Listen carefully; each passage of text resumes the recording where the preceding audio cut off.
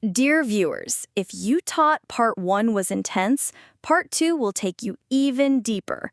Prophet Elijah now wanting to do rituals in exchange for powers.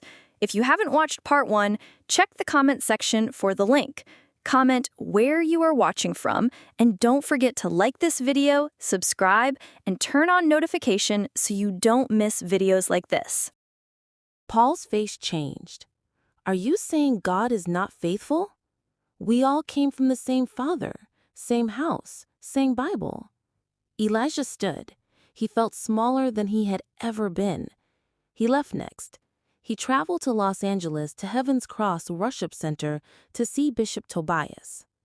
Tobias wore a white suit and perfume that smelled like new money. His office looked like a bank. His phone never stopped ringing. "Welcome, little brother," Tobias said, smiling with only half his face. "I came to ask," Elijah said.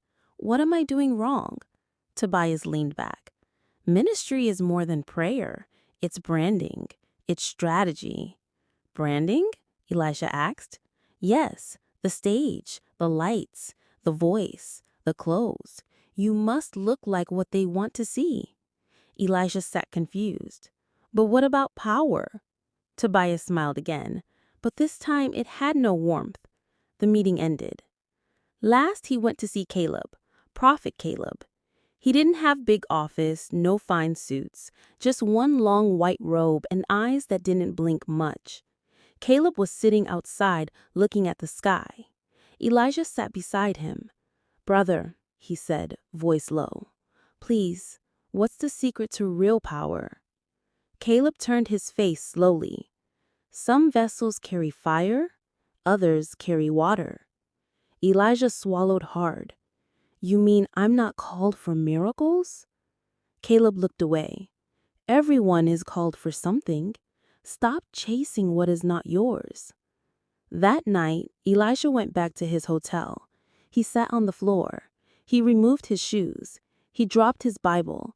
And he cried big, loud cries like a baby who lost his mother because his own blood, the same ones who ate from the same pot, the same ones who called him brother, gave him nothing but silence. And now, silence was all he had. The church that once sang like birds in the morning was now as quiet as a graveyard. No more clapping, no more dancing, no more amens. Chairs were empty. The pulpit gathered dust, like old corn in a forgotten barn. Pastor Elijah stood there every Sunday, waiting, hoping, but the doors didn't open. Even the cleaners stopped coming. Outside, the world moved on. Inside, everything was falling apart. His wife, Mama Joy, could not take it anymore. One evening, she packed her clothes in a black trash bag. She didn't shout. She didn't cry. She just looked at him and said, "This stress is too much. I'm leaving before I lose myself." She walked out. The door didn't bang it. It sighed. His daughters, Chelsea and Danielle, stopped calling too. Their laughter that once filled the house had dried up like a creek in Texas heat. They stayed inside their room all day. Elijah told people they've gone to Yale. They're studying medicine and law. But it was a lie. He had locked them inside. The windows were shut. The phones were taken. He said he was protecting them. He said witches and jealous pastors wanted to use them against him. So he kept them hidden. Just for a while, he told himself. But days turned to weeks, weeks turned to months. And one morning he looked at their door and the silence inside sounded too deep now. Their heads were in his trunk, wrapped in blood-soaked cloth. And the world was asking why. But the answer sat quietly in his empty house, where even the walls refused to speak. One night, Elijah drove to Alabama. He drove through the lonely road to Mobile. His hands gripped the steering wheel tight. His eyes were red. His lips were dry. He didn't play music. He didn't pray. He was looking for something deep, something dangerous. He had heard stories about a man called Brother Flame. They said he healed without touching. They said he could call down lightning. They said he once vanished during a worship night. Nobody knew where he came from. Nobody knew where he lived. Only the desperate found him. Elijah was desperate. He reached the place just before midnight. a small bungalow on the edge of a pine forest surrounded by trees and silence. Candles burned outside the door opened before he knocked. A man stood there, barefoot. His eyes were sharp like a hot knife. His lips didn't move, but his voice was clear. "I know why you've come," he said. Elijah's knees almost gave way. I want power," he whispered. "Not the one from Bible," the man said. "The one that makes blind eyes open and makes crowds shout." Elijah nodded slowly. "Then give the spirits what they eat," Brother Flame said. "Not prayer, not fasting, blood." Elijah blinked. What kind of blood?" The man smiled. "The blood of love. The blood that shakes your heart. That's what they want." Elijah stepped back. His legs were weak. His breath was fast. He turned and ran. He didn't sleep that night. He prayed. He cried. He rolled on the floor. But the hunger to shine, the hunger to make people fall when he lifted his hand, it did not leave. 1 week later, he returned. Brother Flame was waiting. He said no word. He handed him a bowl. He gave him a list. He drew strange signs on Elijah's chest. The air smelled like smoke and sorrow. And that night, Elijah made the oath. An oath sealed not with ink, but with something darker. The ritual was done. And from that moment, something inside him changed. Something that could not be undone. The very next Sunday, the air inside Dominion Revival Center felt different. It was thick, heavy, like something unseen was watching. Elijah stood on the altar. His eyes were calm, his hands steady. No more shaking, no more doubt. He didn't shout, he didn't sweat. He just said, "You stand." And the woman who had been blind for 8 years opened her eyes and screamed, "I can see." The church shook. People jumped. Some wept. Some fainted. Then he touched a boy in a wheelchair. "Walk," he whispered. And the boy stood slowly, carefully. Then he walked. Then he ran. His mother rolled on the ground crying, "God has come down." Another woman who had been barren for 10 years came to testify with 3 babies in her arms. "Triplets," she shouted. "Triplets, after one touch from Pastor." Word spread like wildfire. Cars lined up on the road like wedding convoys. The small church could not hold the crowd. They brought chairs, then tents, then another tent. The overflow became another church on its own. People came from Atlanta, from Chicago, from London. Some came with wheelchairs, others with hospital reports. "Touch me, Daddy," they cried. "Just your shadow, sir. Lay hands, Papa." Elijah smiled, but inside, something else smiled too. He bought a Lexus SUV, black, shiny, big like a moving mansion, then another one. Then he built a cathedral, tall and wide like a king's crown. He started a TV program called Touch of Fire. People watched every Sunday night. Even senators came with envelopes. Celebrities knelt before him, and the name changed. No longer Pastor Elijah. They now called him God's battle axe. The boy who couldn't make the blind see now opened eyes like windows. But behind every miracle, there was a shadow that clapped louder than the crowd. The power looked sweet on the outside like ripe peaches, but inside it was bitter like poison. Elijah smiled in public, but at night he couldn't sleep because the spirits that gave him the miracles didn't do it for free. They wanted something, and not just once. Every year they came, they whispered through the wind, they called through dreams, and their voice was always the same. "Feed us, not with food, not with animals, but blood." But not just any blood, not strangers, not sinners.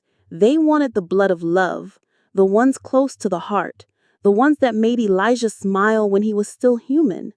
The first year, he gave his cousin, the one who helped build the first church hall.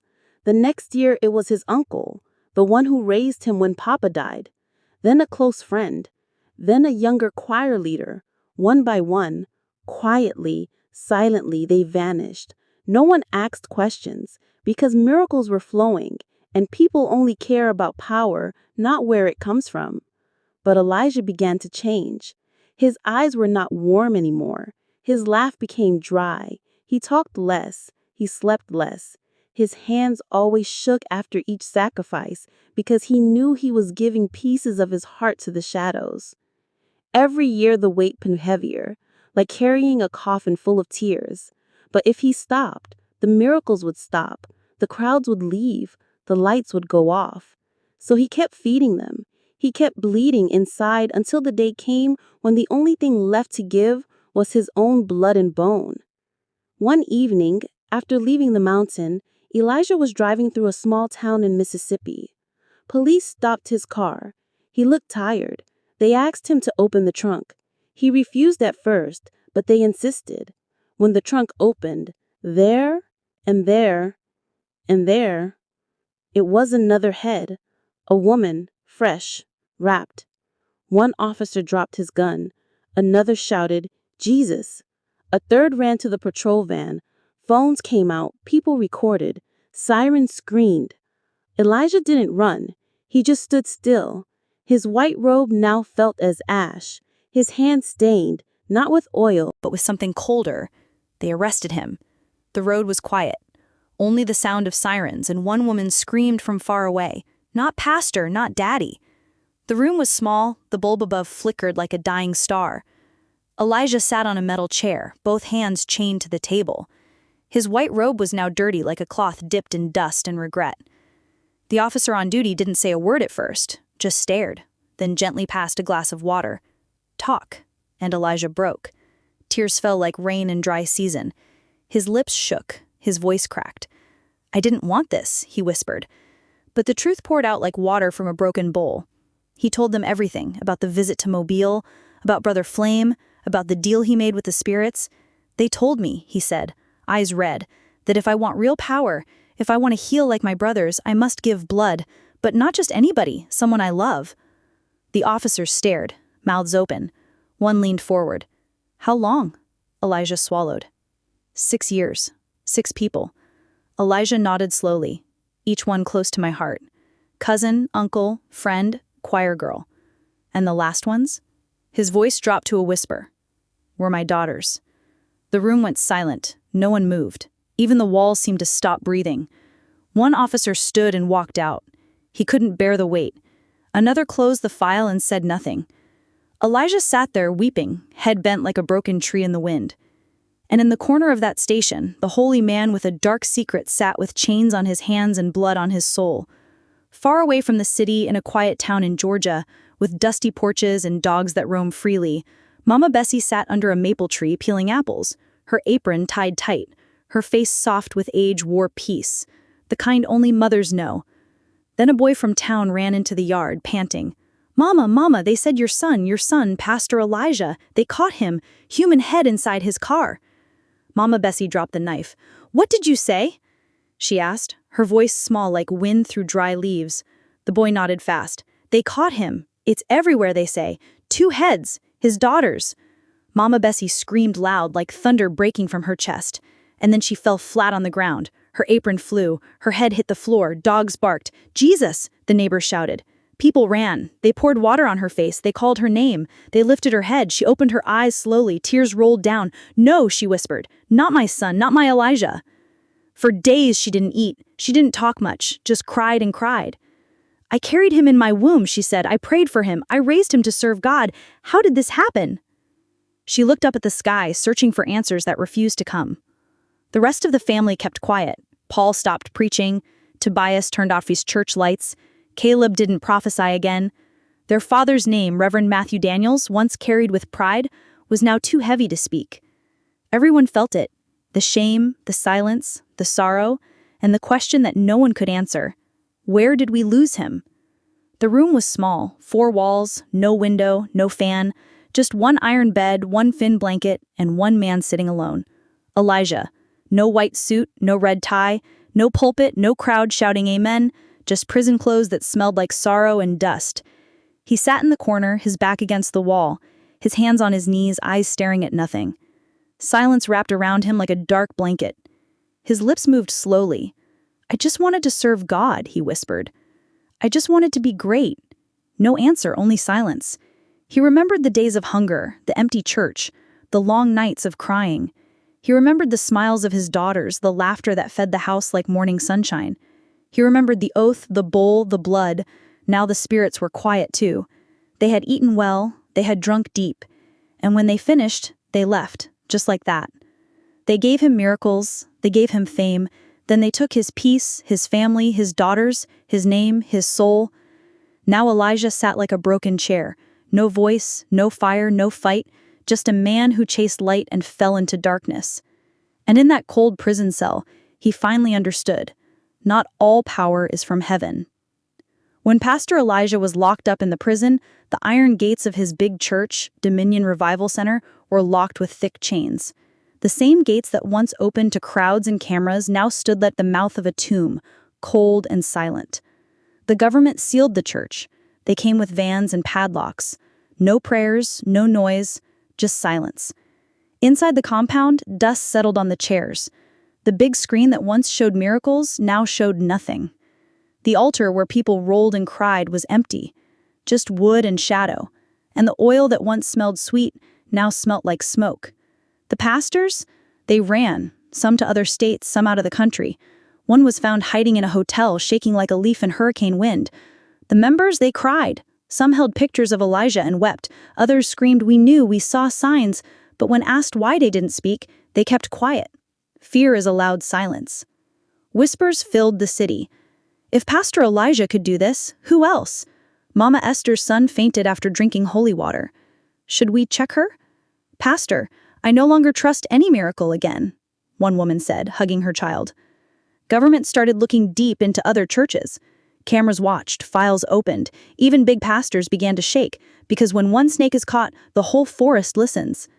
And just like that, the fire that once filled Dominion Revival Center went out. Only ashes remained. And the name God's battle axe became a warning, not a praise. And that is how it ended. Pastor Elijah, the quiet one, the one who prayed soft and smiled deep, the one people called Daddy, the one widows loved, the one who gave food, school fees, and hope, the one who only wanted to serve God. He became a shadow, a man with a dark secret. The church, it never opened again.